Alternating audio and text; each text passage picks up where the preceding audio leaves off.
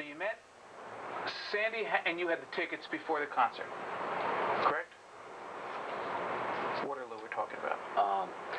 We had our 2 tickets. And what, if anything, happened with regard to Mr. Damiano before this concert? He was on the phone with somebody. You know, I could only hear it, and I don't remember his conversation, but he was talking about the tickets, and there'll be tickets. He was trying to get 4 tickets for the show. Well, let's back up for a minute. Let's back up for a minute. Sure. Did there come a time when Mr. Damiano called you about the Waterloo concert? Oh, I'm not sure who called who. At some point, you and he started talking about the Waterloo concert. Yes. What happened next with regard to you and he going to the Waterloo concert together? Well, I think I was already planning on going. Right. Because I had my tickets already when I got to Jimmy's house. I know I've had my tickets already, so. So there came a time when you went to Mr. Damiano's house? Before the show, and he was planning on going too. Was that the day of the show? Yes. And you went to his house for the purpose of going to the show together? Yes. At the time, he was trying to get 4 tickets to the show? Yes. On the phone. You already had 2 tickets. Right. And he was going to get 4 to give you 2 on the theory that maybe he can get better tickets? That may have been his thinking at the time. Okay, and what happened next? Well, when we got to the show, he went to the window, and there was 4 tickets there for him. And did you and Sandy and Pam and Mr. Damiano go to the concert? We walked in. Yes, we did go to the concert. I didn't know how good his seats were, so me and Sandy kept the tickets that we originally had. And I wish I didn't do that because his seats were a lot better, but I wish I didn't do that because his seats were much better. Because you could have scalped them and just taken his, right? I could have scalped mine and sat with his, but instead I did the opposite. Right. To get some money for Pam. And they weren't going to sell them. And I said, Pam, why don't I go try to sell these for you? And she liked the idea, and so I went back to the line, and I sold them for a cost, face value. I didn't scalp them. So you sold... Face value, and I gave the money to Pam. You sold your 2 tickets that you had previously bought? No, I wish I did that. I sold 2 of the tickets that he received at the window. I see. Right. And you sat in your seats? Yes. And they sat in their seats? Yes. Where were your seats? Way off to the left of the stage. Mm-hmm. Very corner left, and it was maybe a dozen rows back or something. On the floor? Yeah, it's under the 10, yeah. Mm-hmm. Under the 10. Sorry. And how did it come that you scalped their 2 as opposed to your 2? Well, I think I said I wasn't sure how good his seats were. Mm-hmm. I don't know what I was thinking at the time, whether I got my tickets earlier and maybe they were better, but I don't know. I sold their 2 tickets. I wish I didn't because they had much nicer seats. And do you remember how much you got for the 2 tickets? No, it was face value, whatever it was. I don't know. Okay. As you're selling the tickets for face value... If they had them at the box office, they weren't sold out. Sure, I understand. As you're selling them the tickets, you then watch the concert from your seats, yes, off on the side, and Mr. Damiano, Mrs. Damiano sat with the other 2 people. The 2 people. Yes, a couple that I sold the tickets to, and they said, "Excellent seats, thanks." And what, if anything, did Mr. Damiano tell you about where he got the 4 seats on the night in question? Okay. And sir, yes. When I say on the night in question, I'm asking you to tell us whether you remember if he said anything to you about where he got the tickets on the night in question as opposed to some other time. I remember him being on the phone in the kitchen for about 15, 20 minutes talking to some guy about the tickets. And I only know he said the guy's name Anthony Tiller, but he didn't. I mean, that's all I know. Mm-hmm. Okay. And do you remember where Mr. Damiano's seats were? They were, I would say, pretty much on center, maybe 6 rows back, maybe more, maybe less. I don't know. They were nice seats. And now, prior to the concert, what, if anything, did Mr. Damiano tell you about why he was going to the concert?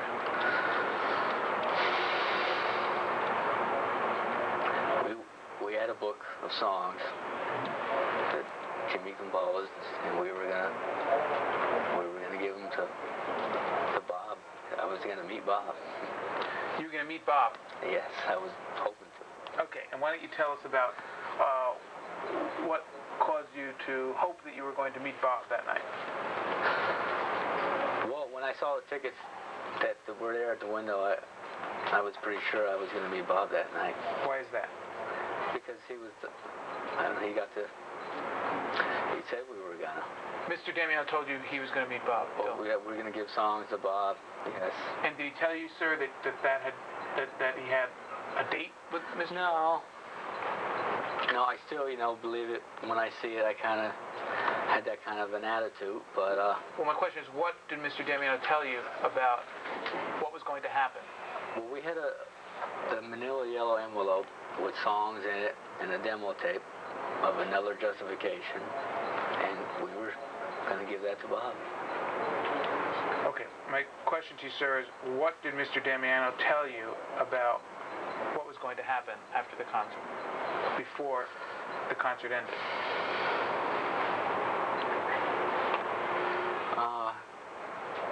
That was the whole plan, that we were going to meet with Bob and give him the songs, see what he thinks. And this is something that he told you was going to happen? Well, as opposed to something that he hoped would happen? Yeah, I don't know which he hoped. I kind of hoped, and he thought it was more than hope, no more. And did he tell you why he believed that he was going to meet Mr. Dillon? After the concert in Waterloo Village on September 10th, 1988?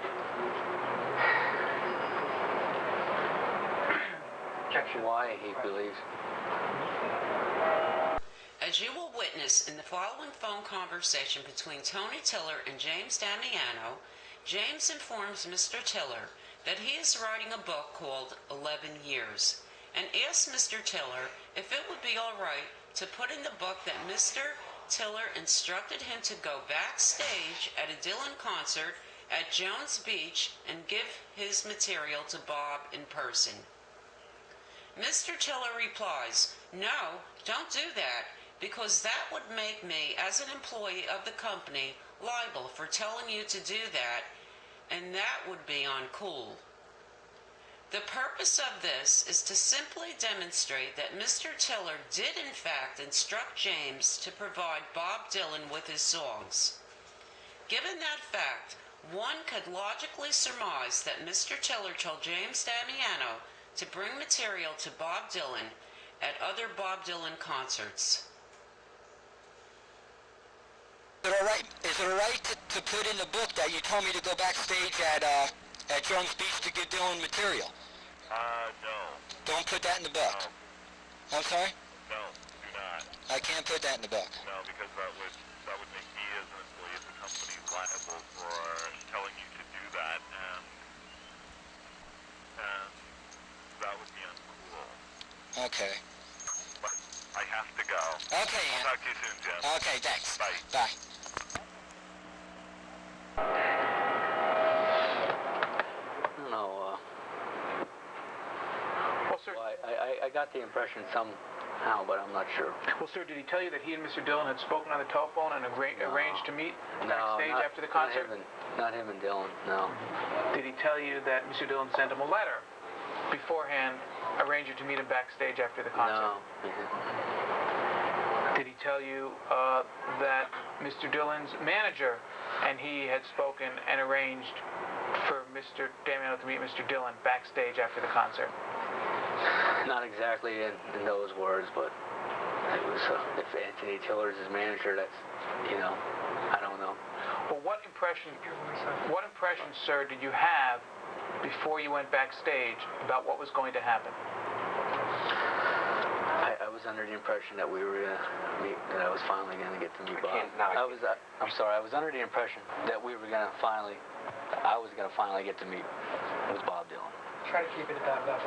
Okay, sorry.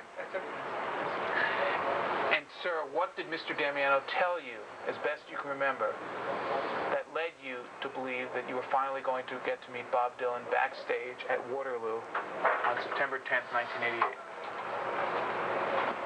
Not the exact words, but what in substance did he tell you? It wasn't so much what he told me. It was when we got there and the tickets, we got the 4 tickets at the window, and then I was under the impression Jimmy was on the level and all with me, I didn't know if all he was saying is true or not. On the level about what? About that we're going to get to meet with Bob. And you said all that he was saying. What was he saying about what would happen backstage? Well, this is all. What was he? What I'm trying to establish is what it is that he was saying when he was rambling on. That we're going to meet with Bob. In no time, we're gonna sit down, and he's gonna sit down and write with him. So he wants to do that. Fine. And did he tell you how he came to believe that? Not so much telling me, but if he told me anything, all right, I was under the impression that he was working with people that were very close to Bob. Did Mr. Damiano tell you, in substance, that he was working with people very close to Bob, which would enable him, after this concert, to sit down with Bob Dylan? I certainly got that impression. Whether he told me or how I got that impression, I'm not sure. I can't remember. You got that impression from words that you had with Mr. Damiano? Yes. I can't remember exactly how. Do you remember whether he told you what position Mr. Tiller had? Oh, no. Well, did you believe, before going backstage, that Mr. Tiller was someone who was, as you said, close to Bob Dylan? At the time, I didn't believe anything, unless I see it myself. Okay, I understand. That my question was a bad one. Did Mr. Damiano tell you, in substance, that Mr. Tiller was close to Bob Dylan? Yes. Do you remember what he said about that subject? No. I know they talked on the phone, Remember, he mentioned Anthony Tiller a number of times to me. And when he mentioned Anthony Tiller a number of times to you, was that at about the same time, 1988? Yeah. What did he say when he mentioned Anthony Tiller? Oh, boy.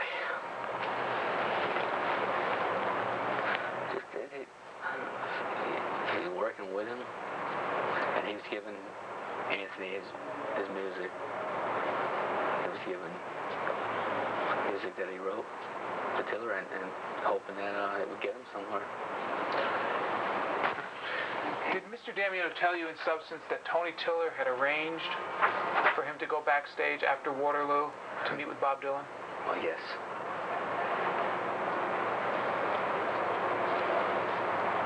You said you were carrying a manila yellow envelope which contained written lyrics plus a demo tape of Another Justification? Yes. How many songs were in the envelope? I'd say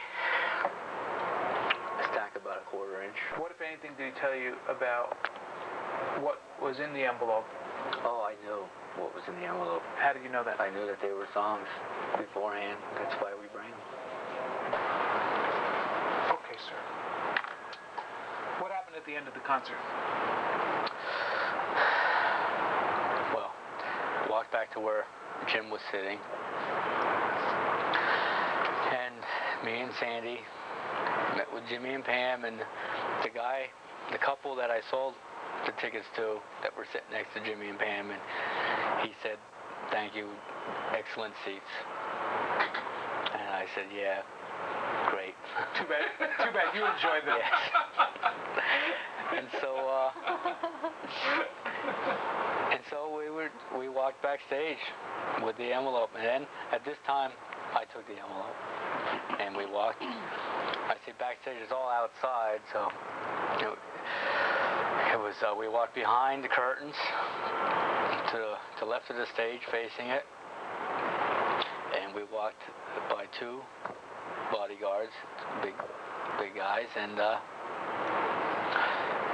they just parted and they just made way for us as we walked up to the bus. Maybe the bus was thinking back. And sir, you didn't actually go on stage. You said you went to the left around the stage? Yes, it's all outside, so the only stage is that stage where they perform on, and everything else is pretty much outside. And how many security guards did you see? I saw two. And you said they parted? They let us go. I mean, we didn't actually walk between them, but we walked right by. They didn't question us or anything, but they did see us. And who went backstage? You, Pamela Damiano? Me, Pam, Jim, and Sandy. And we walked back past the guards and up to the bus, but the girls didn't follow us right up to the bus. They stood or not. When you were backstage, what did you see? There was a bus. Can you describe the bus? It was a big bus. It was a big, like a charter type. Just one bus? Just one bus. That were backstage, yes, behind the stage, yes. Right up next to the bus, me and Jim were the ones that walked up to the bus. But when you were backstage in that area, you didn't see any technicians or... If there were, they were people off in the distance, and I just wasn't paying attention. And it was maybe a handful of people if there was. Two guards, I do remember. What did they look like, those guards? They were big guys. They're both white. And that's about all I can tell you. They were big, strapping-looking dudes. Did anyone in your group before have any words or verbal exchange with the guards? Not that I'm aware. Okay, so you got backstage, and it's you four, and you saw this bus. I saw the bus. What happened next? And me and Jim walked up to the bus and knocked on it. Now, the girls they've stayed behind. They were maybe 20 yards away, maybe 20 yards, maybe 30. And they were just talking to themselves, and me and Jim knocked on the bus. One of us knocked on the bus. I'm not sure who. And did you have a discussion about knocking on the bus? No. I just can't remember who knocked on the bus. And do you remember why one of you were knocking on the bus? Oh, we were sure Bob was on the bus, and we were gonna... I mean, Bob was only off the stage now 15 minutes, and we were sure that Bob was gonna come down, and we were gonna meet with Bob and give him the song. And what happened next? And then the other guy, the driver, got off the bus. How did you know he was the driver? He told us. He told you he was the driver? Yes. Of the bus? Yes. Yes, he did. Sorry. Okay, why don't you tell us exactly what happened after you knocked on the door? We came off the bus. Came off the bus, and... What do you mean off the bus? He stepped off the bus. He did, I'm sorry. Could he answer this question? I heard him say. I'm sorry. No, Mr. I'm sorry. Kramer, Maybe ask him a question. Mr. Kramer, I didn't know whether he said he or not. That was the only point. That's fine, but can we now just hear his answer? Okay, go ahead. The guy came off the bus, and I asked him if Bob is on a bus. I wanted his autograph, and he says, no, Bob doesn't give autographs. And I remember him saying His last name, I remember asking him if he's any relation to Lou Reed, and he said no. So that's how I'm sure his last name is Reed.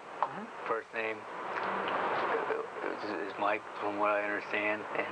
But you remember it being I Reed remember right now? Reed for sure. I And do you remember asking him if any relation to Lou. Did you ask him what his name was, or did he offer his name? I can't be for sure. Okay. What happened next? We want to. I was pretty sure that Bob was on the bus. Don't ask me how. I'm sure I was just, hoping, I guess. A lot of it was. And I'm saying, have him come off and meet us. And he's saying he's not on the bus. This is an equipment bus. And, Sorry, he is in the equipment bus? No, this is an equipment bus.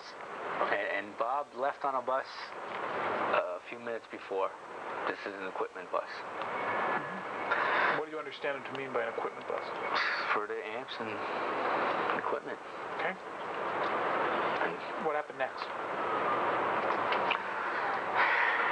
There was some small talk, and I can't remember everything or what order everything happened in. But we want to give these. He says, "Are these for me or something?" I'm not sure. Well, let me interrupt you for a minute. You don't want him to finish his answer? His answer is finished, Mr. Kramer. Your answer is finished, right? I'm not sure if it. So what was the question again? The question is, you're saying you're not sure about exactly what this individual said to you, so I want to back up, okay? So we can make clear that you're testifying what you remember. Yes, okay. Exactly what I remember. Some stuff, it's vague. Okay. All we're interested in is what you remember today. So, was there some discussion about the book? Or about the lyrics that you had? Oh yes. Who said what first about the lyrics? If you recall.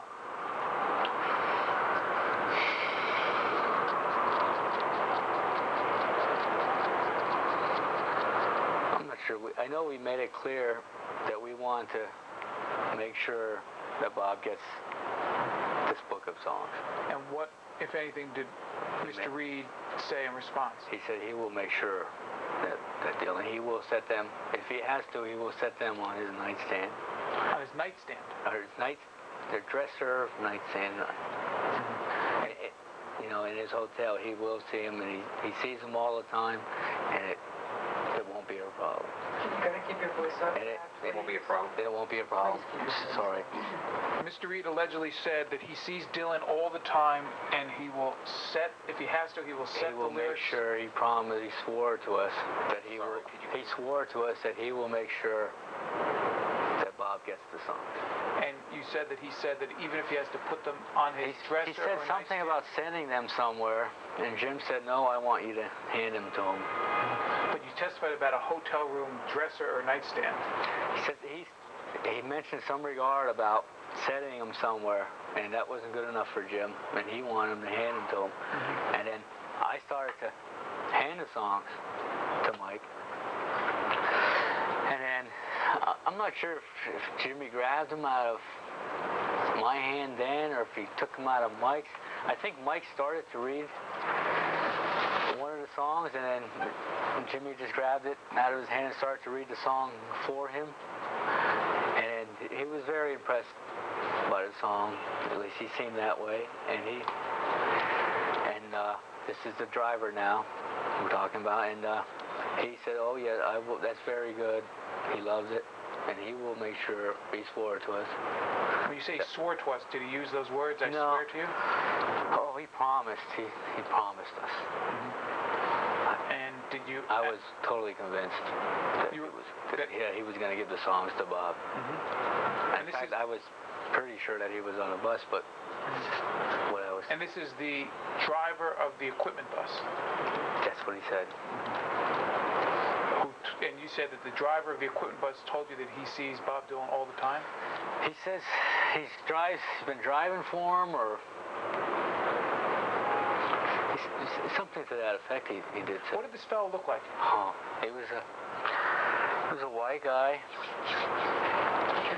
He was a white guy. He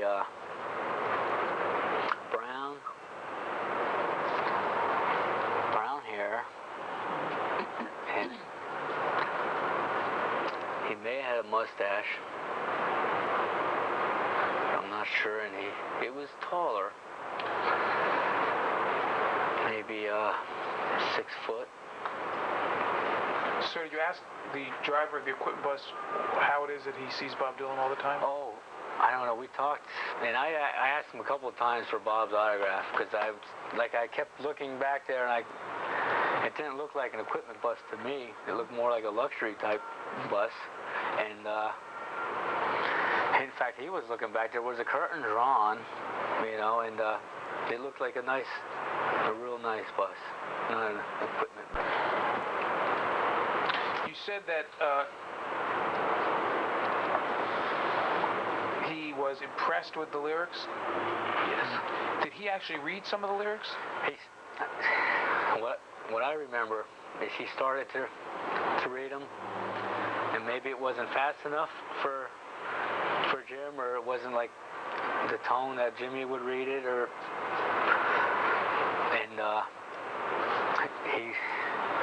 Jimmy ended up finishing and reading the rest of the song. He just flipped through it and just grabbed a page. Do you remember what he read? Songs? No, I don't. And he read, you said, lyrics for one song? He read,